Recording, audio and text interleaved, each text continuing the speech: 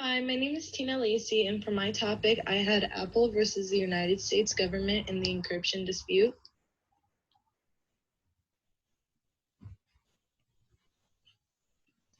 This monumental dispute first started with the San Bernardino terrorist attack. The attack happened on December 2015 at the Inland Regional Center in San Bernardino, California. The Inland Regional Center provides services to local people with developmental disabilities. Sayan Farouk, who was an employee at the Inland Regional Center, and his wife, Tafshim Malik, forcefully entered a conference room during a holiday party with two assault rifles and semi-automatic handguns. 14 people were murdered and 22 people were injured. The shooters identified themselves to be members of ISIS, and the San Bernardino terrorist attack was considered the deadliest attack on U.S. soil since 9/11.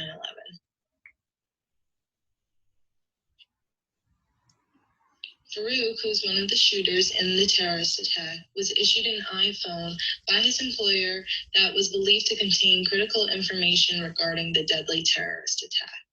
The iPhone was locked with a 4-digit passcode in which the FBI was unable to unlock the iPhone because they could not electronically enter the passcode.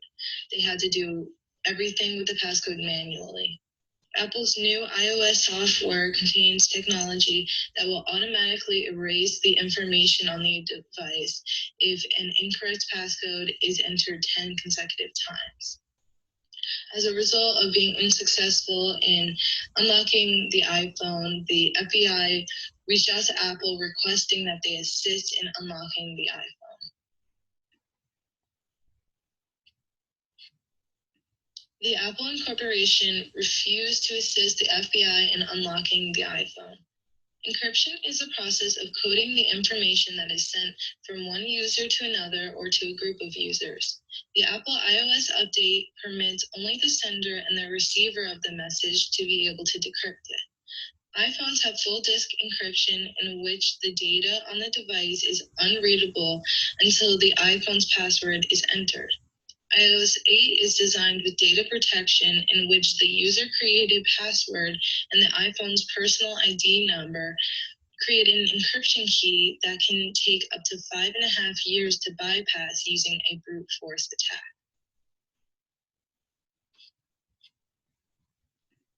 The FBI was appalled that the Apple Corporation refused to assist them in unlocking the iPhone, especially because of the severity of the terrorist attack. Apple had assisted the FBI in unlocking devices in the past. The United States government stated that the All Writs Act granted them the judicial authority to oblige Apple to assist in the decryption of the iPhone. The United States government stressed that the warrant of the search was valid because it is critical to the interest of the public to finalize the investigation.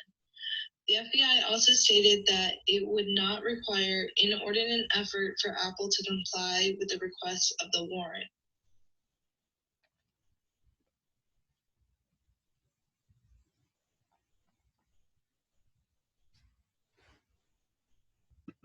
However, the Apple Corporation insisted that the FBI did not have the power to force them to bypass their own encryption software in order to help them in an ongoing terrorist investigation.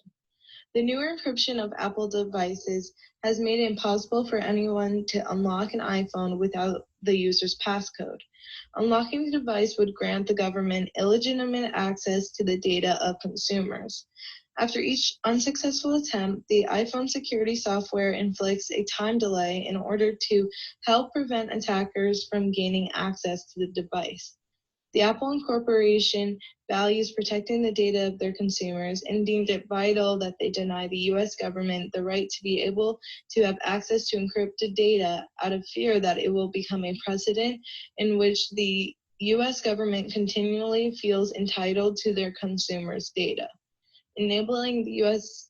government to have a backdoor into encrypted systems would diminish the security of the system, making consumers more susceptible to cyber attacks.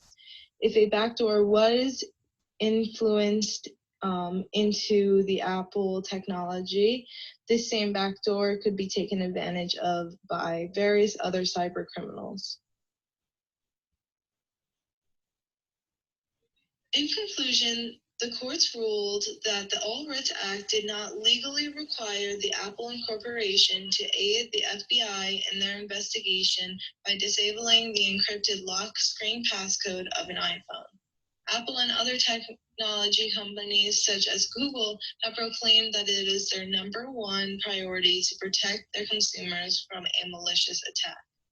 Although allowing the government to have access to encrypted data could be crucial to help limit criminal acts, the cost of privacy to the consumers of smart devices would be too great and could result in the data of millions of people to be compromised.